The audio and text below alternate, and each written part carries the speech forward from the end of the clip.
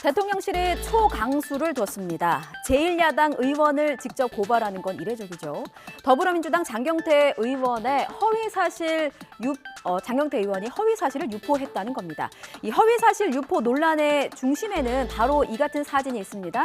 김건희 여사가 캄보디아 심장병 어린이집을 방문했을 때의 사진인데요. 장 의원이 조명설을 제기한 게 바로 이 사진이에요.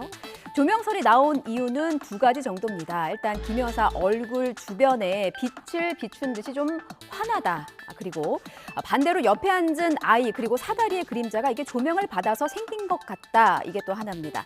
동영상을 보면 빛의 움직임이 있다고도 했는데요. 화면 보시겠습니다. 네, 김건희 여사 뒤쪽 벽면을 보면요. 밝은 빛이 고정된 게 아니고 조금씩 움직이긴 합니다. 얼굴 중심으로 빛이 움직이는 것처럼 보이는 느낌이 든다는 주장입니다. 전문가들은 다양한 가능성을 언급했습니다. 이게 뭐 조명일 수도 있다고 하고요. 또 요즘에 휴대전화 보면 랜턴 기능 있잖아요. 사진 찍을 때 그 켠 휴대전화 불빛이거나 창문 또는 문으로 들어오는 햇빛일 수도 있다는 겁니다. 하지만 이게 언론사 취재가 아니라 대통령실 전속 촬영본이라서 구체적인 현장 상황을 알 수가 없고 모두가 추측에 근거한 주장입니다. 자, 대통령실은 현장에 조명은 없었다. 또 캄보디아 소년의 집 전등 불빛이다. 이렇게 해명했습니다. 추측을 토대로 한 이른바 가짜뉴스로 국익을 저해하는 상황을 좌시하지 않겠다라는 의미겠죠. 정쟁은 국경 앞에서 멈춘다. 경제 문제를 얘기하는 과정에서 나왔습니다만 윤석열 대통령의 발언도 이런 의미를 담았다는 해석이 나오고 있습니다. 자, 반대로 민주당은요. 조명의 사실 여부를 떠나서 대통령실의 태도를 비판합니다. 비판을 수용하는 자세가 문제가 있다는 거죠. 기분 모욕죄라는 말까지 나왔습니다. 들어보시죠. 저희는 허위사실 유포한 건 없는데 뭐 일단 기분 모욕죄 정도 기분 나쁨죄는 될 수 있는데 이 카메라 기종도 좀 알고 싶고요. 거기 수행원이 몇 명인지도 알고 싶고 카메라 핀 조명 사용했는지도 알고 싶고요. 반사판도 없었다. 그런 거 다 엄밀하게 공개해서 확인해 주셨으면 좋겠어요. 그리고 그게 입고 올 거는 사실 중요한 문제는 아니었다 봐요. 촬영을 한 것 자체가 사실 부적절한 행동이죠.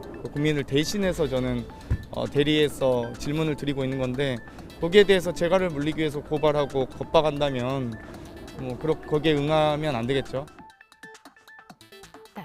국익이냐 소통이냐 뭐 서로 지적하고 싶은 본질일 텐데 사실 논란이 가열되면서 감정만 상하는 모양새입니다. MBC 논란만 봐도 대통령의 발언 보도로 시작된 논란이 온 국민 듣기 평가로 이어지더니 이제는 약식 회견의 예의 논란으로 지금은 기자의 슬리퍼가 나쁘냐 비서관의 반말이 나쁘냐 이런 감정 공방으로 전개되고 있습니다. 자, 정치권의 논란은 이렇게 뜨거운데요. 출근길 약식 회견도 중단한 윤석열 대통령은 본연의 공식 행보에 나섰습니다. 약식 회견 중단 하루 만에 한중 정상회담 성과를 알렸거든요. 중국의 OTT 상영을 계기로 한류 금지령이 6년 만에 풀리는 단초를 마련했다는 겁니다. 이 소식은 조은지 기자가 전해드립니다. 지난 2018년 제작된 홍상수 감독의 영화 강변호텔. 괜찮아요. 물집 같은 게 안 생겨서 괜찮을 것 같아요. 그래? 그나마 다행이다. 물집 안 생기면 괜찮대 보통.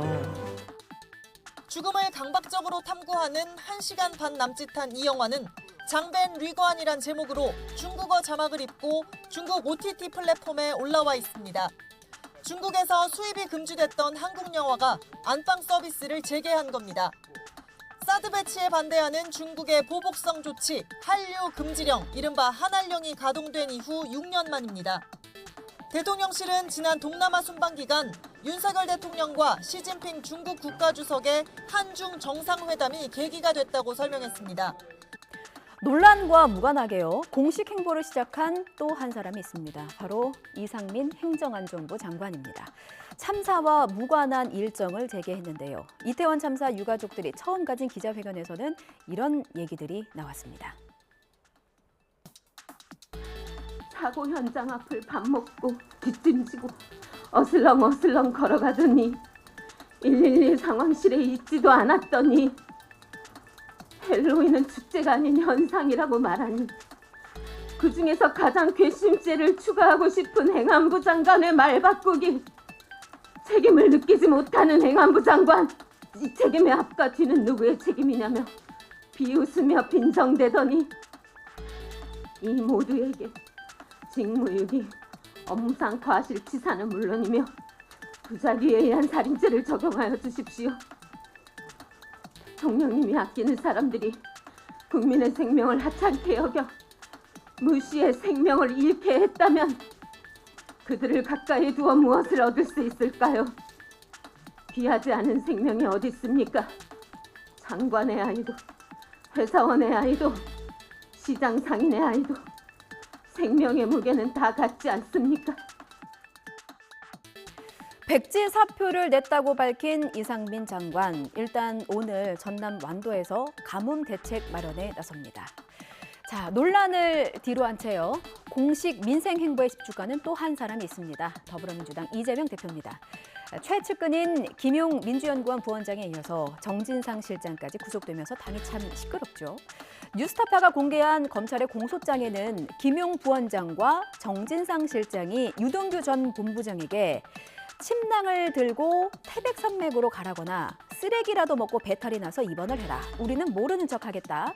또 휴대전화를 버려라 라고 했다는 내용도 담겼습니다. 그래서일까요? 친 이재명계에서도 좀 다른 목소리가 나왔습니다. 김승환 기자의 보도 보시죠.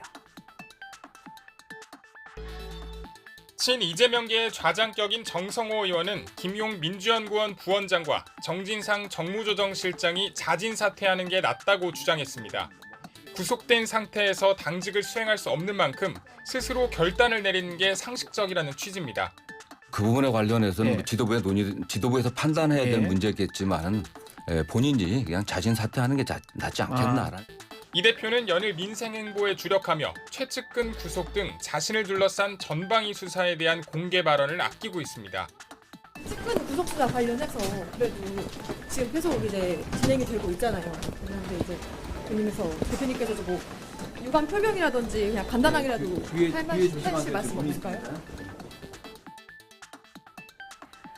정치적 논란을 뒤로하고 모두 한 목소리로 민생과 또 본연의 업무를 강조하고 있지만 여야의 평가는 엇갈리고 있습니다.